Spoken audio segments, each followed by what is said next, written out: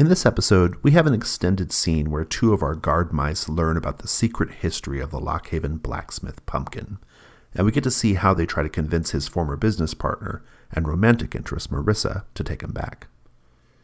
It's a really fun social scene and highlights the TikTok of mouse guard type stories, which is natural dangers on the road, followed by social conflicts when they get to town. Enjoy.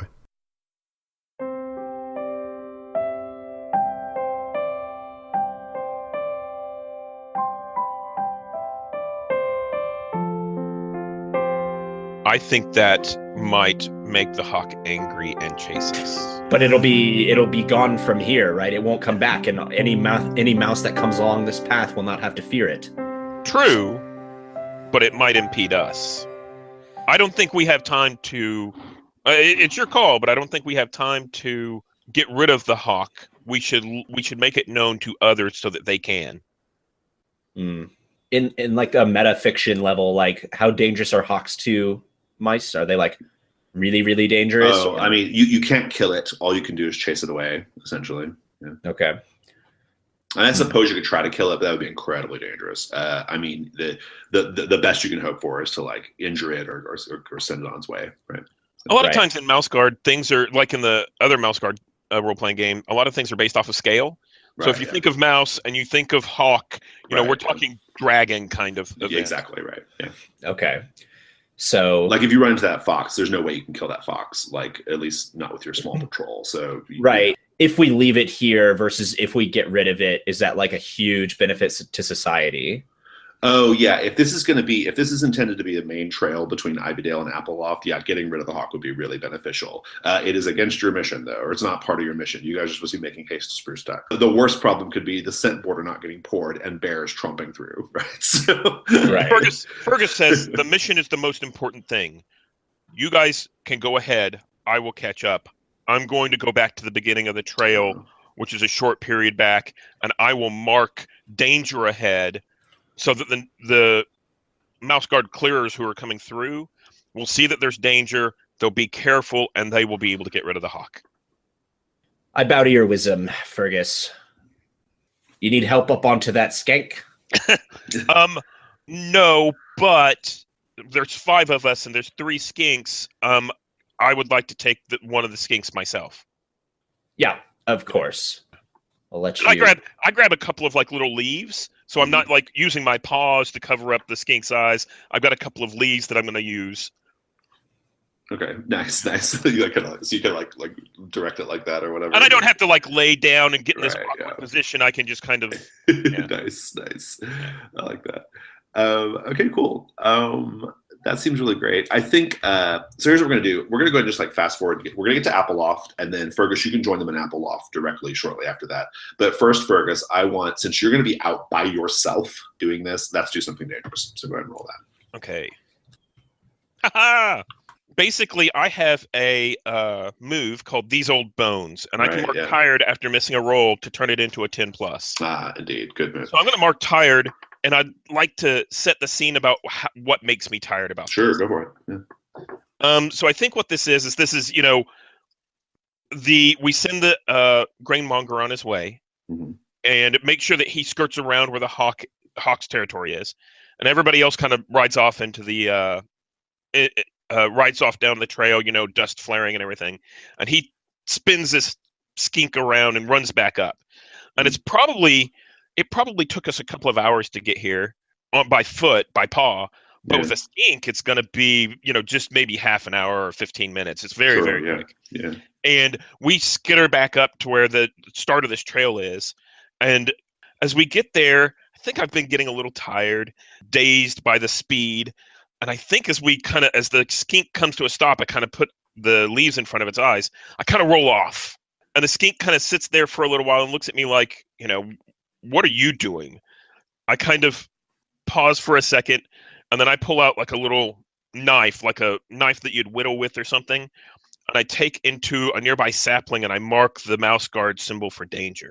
Right, yeah. And I kind of scuff up, you know, shoulders or paws or something like that, and I lean on my staff, and then I kind of take a deep breath, and then I get back on the skink, and you can see I'm a little bit worse for the wear. You know, my ears aren't quite as perky as they were. They're kind of a little bit back. Right. And I tear off back down the trail towards where Appleloft is. Perfect. I love it. Before we get to Appleloft, Bart, I was going to ask you this during your montage with the hawk, but I'll ask it now. So really smart plan, right? Like diverting the hawk to the crickets. I think it really shows your skill as an explorer. I'm curious, what color is your cloak, and why is it that color? It's dark blue, and I think it's because I'm from Port Sumac, and we lived off of a really unique small river where the water was like a deep blue instead of a light blue. And Thrawn and I grew up together, so I think maybe if he was the one that assigned me the cloak, then maybe that's why. It's because I'm a very unique mice, and it's like reflective of the environment that I grew up in. Okay, cool. So let's talk about Applewood. So if you look on the Roll20, you'll see that I have put a picture in the corner of the map of a common Applewood dwelling. Applewood is so named because essentially like all the houses are just built into the bases of apple trees. Okay, so we've got our little Applewood dwelling there, very adorable. And it's not a city like Ivydale, it's a town. It's pretty small. But yeah, I think you arrive, we'll say you arrive at night. I think some mice come out, like, it's exciting because the guard patrols arrive, but also you're on lizards. And so that's interesting, right? So especially some of the young mice are coming out to trepidatiously, touch the lizards, and childlike wonder and inquiry, like how, where have you been? What have you been doing? And, all these sorts of things. So that's kind of what's going on. And their parents are coming out, shooing them into the house and all that, right? So it's that sort of scene. Let's just go around the table and find out what everybody's going to be doing in Appleloft. Let's start with Fergus. Yeah, so Fergus is actually going to search out and find the finest cidery they have here. Basically, he's looking and he's negotiating a little bit to find the best cider, the best drink. Yeah, so we can go through that whenever you want to. All right, sounds good. Awesome. What about you, Kelsey? I'm thinking she's going to nap. I think this is the most exhausted that she's been since she went out on her first lumbering expedition as a young adult. So after, riding a skink, and then before that, using every last ounce of strength in her body to get the cart free, she is just toast. Okay, sounds good. Bart? I need to deliver my package. Awesome, to Marissa. I actually don't remember what her name we originally gave her was, but I've named her Marissa for the session. I don't remember. Okay. I forgot what the original name was. I have time to go back in the video, so there might be some inconsistency in the first session from there, but that's okay. And Thrawn, what about you? Yeah, I'm going to write in the log as is required. That's right, the log. Good. Report the hawk. And Thistle, what are you going to be up to in Appleloft? Thistle needs to restock supplies, right? So he needs to get fruit flies. Bart, let's go to the Finding Marissa, hopeful lady love mouse of Pumpkin. You can find her easily enough. It's not a very big town. So let's say you go to her house. What do you do? What is she? Is she what's her trade? I think we'll say she's a cider brewer. Okay, cool. I'll knock on the door somewhat nervously and be anxious and be looking around kind of thing, like I'm doing something wrong, but I'm not. She opens the door and she's a mouse with I think she has sort of blonde fur. When she opens the door, you can smell on her fur. You can smell the apple mash, right? The sort of fermented apple mash on her fur, from her trade, right? And she opens the door and she says, "Oh, hello. How can I help you?" I come to bring you a gift from an admirer of yours. She's like, "Oh, don't tell me it's Pumpkin, the blacksmith in Lockhaven." It might be Pumpkin. Is that not endearing? I am aware that he has a certain affection for me, but I am not entertaining suitors. You can tell Pumpkin that. Well, at least, but she does still want to see what the gift is. You can tell she's angling exactly. for what is the gift. Right. Yeah, so I'll have it in my paw and slowly unwrap it for her and present it to her. Okay, awesome. Fergus, I think you might also get word that like Marissa makes the best cider in town, and so you might also be in the neighborhood. Just FYI, Oh, if you want to interject in the scene at any point. So she's like, "What is that? A cricket?" I believe so, but it is quite nice. Do you not agree? Do you know what one of the most persistent nuisances is in my particular trade when it comes to apples, and in particular the pulp that I turn apples into to make cider? I might guess now. It is in fact crickets. It is in fact crickets. I'm not sure why Pumpkin would think that this would be the sort of gift that might win my heart. So as Fergus kind of moves up slowly, kind of leaning on his staff and looks over and goes, Barth, I mean, you can do better wooing than this. She's obviously not interested in you. And his rosy cheeks, or he gets really rosy fur cheeks or whatever. He's blushing. Rosy fur. Yeah. However, they might blush, they do. No, this is simply a misunderstanding. But I do think that although Pumpkin may not do well at wooing you, his heart is in the right place, though I would never tell a lady whom to like. Oh, you're here for Pumpkin. Oh, that makes much more sense. He sends everyone on these things. She's like, yes, you should see. And then she sweeps her hand behind her, like inside of her house, and you see a number of various metal craft ornaments and knickknacks, like in her living room. She says, I suppose I should take this metal cricket and put it up in my mantle as an ironic statement. I'm not sure exactly what Pumpkin had in mind. Me neither, but I think that I would never presume to tell a woman who she should like and who she should not. So I am just a messenger.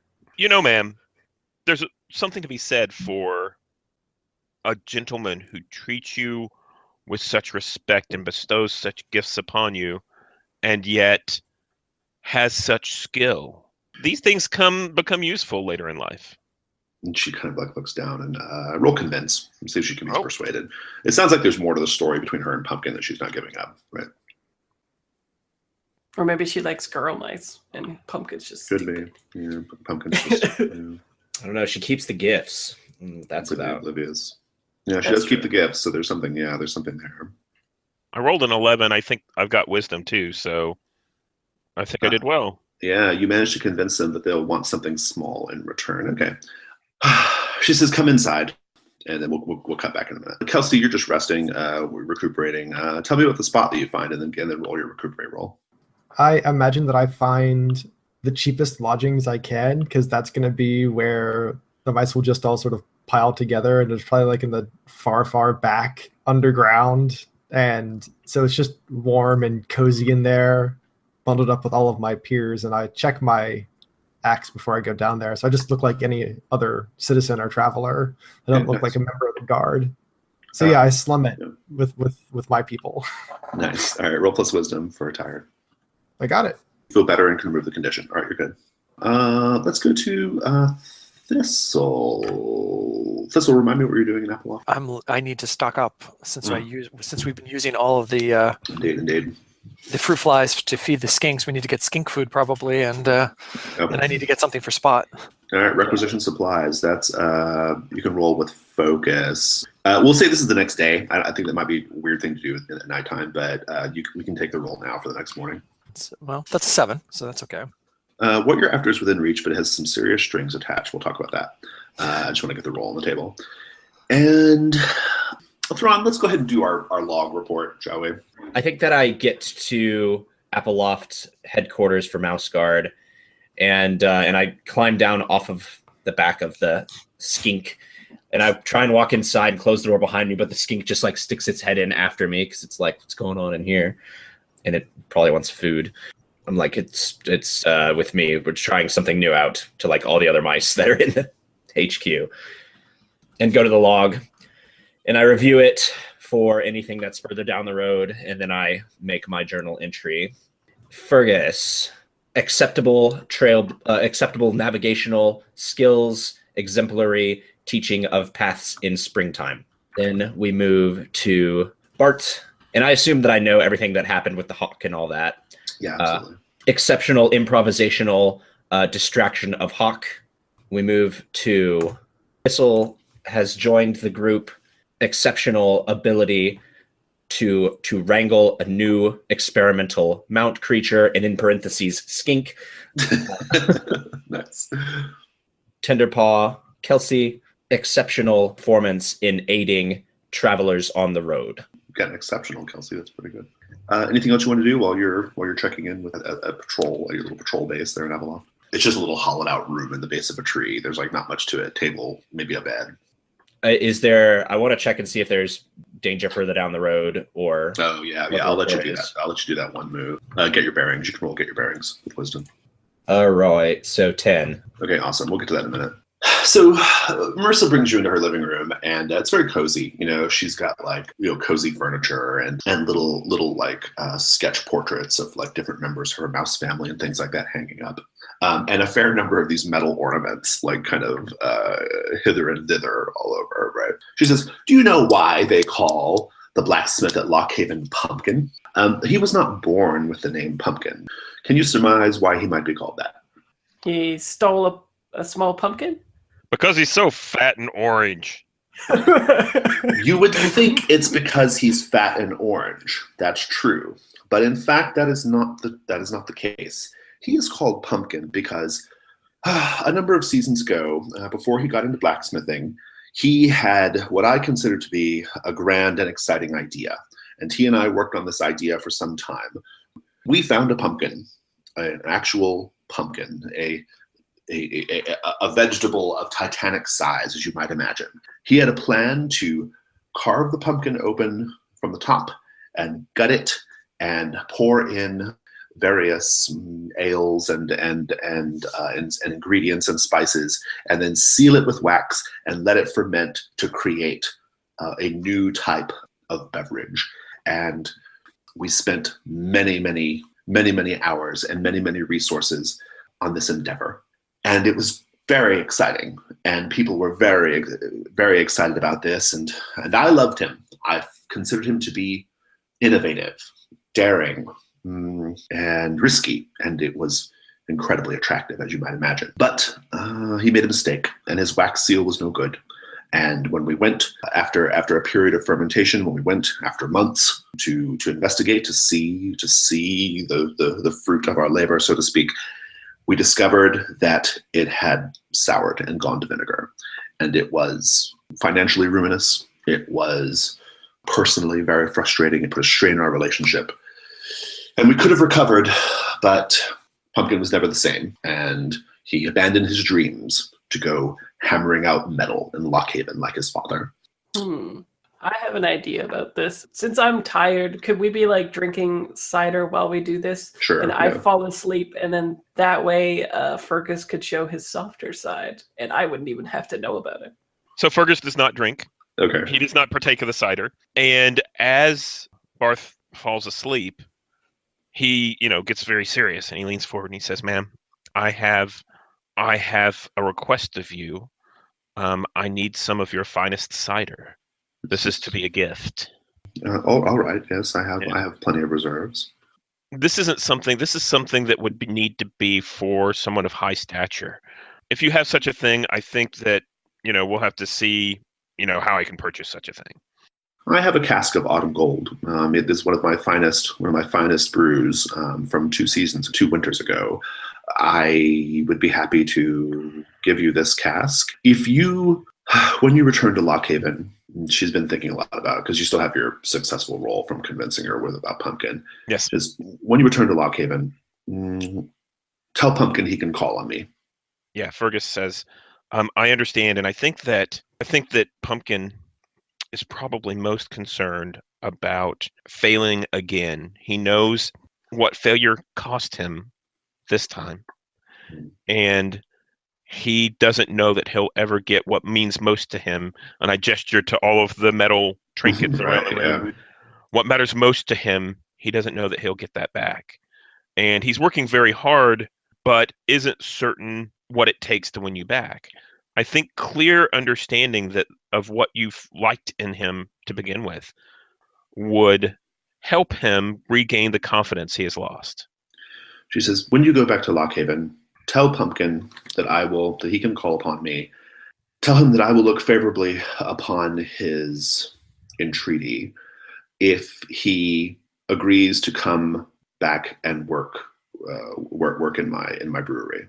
And then Lockhaven will have to find a new blacksmith. I will discuss this with him.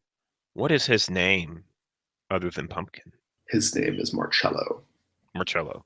Yes. So let's note that down so we don't forget. But indeed, yeah. Oh, and so in this discussion, I only want a bottle of cider. I don't really want a cask. And like the camera pans and we see Bart and he's like dreaming, but there's a smile on his face. Awesome. And then I turn to the lady and I say, I think that a letter from you might help in discussing these things with him. If you just sent a simple note, if you want to take your time, we'll be coming back through and can discuss this with you and take your note back to Lockhaven whenever we go. That's fine. She'll do that. Real quickly, let's just cut over to Thrawn, and then we'll go to the next day and deal with the bugs, acquiring bugs. What's my greatest opportunity here? Oh, that's interesting. The mayor of Appleloft is really keenly interested in building up Appleloft to be a major hub on the road. Okay, right now it's a hub, but it's not a major hub. And he's been communicating with previous patrols, like his desire to engage in negotiations with Gwendolyn for Apple stores to be sent to Lockhaven in exchange for building materials and things like that. So just a bit of geopolitical business in the territories. Okay. And what should I be on the lookout for? Oh, the last patrol mentions that fox again. That fox is ranging wide.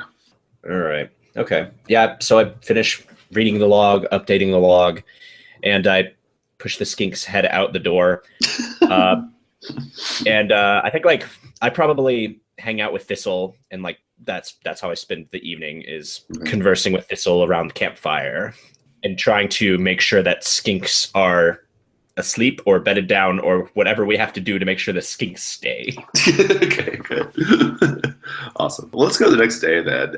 You guys can all be together if you wish. Oh, sorry. Before you go to the next day, so I want a little scene where basically this camera zooms in and all the mice are asleep, and Fergus is sitting up around the campfire, kind of smoking his pipe, and he kind of looks around and he pulls out this nice bottle of cider and he uncorks it, and then he pulls out the one of the vials of snake poison from last session. That's right. Yeah. Pours it into the bottle and then recorks it and puts this bottle inside his vest near to him, and then sighs and leans back and takes another puff off of his pipe.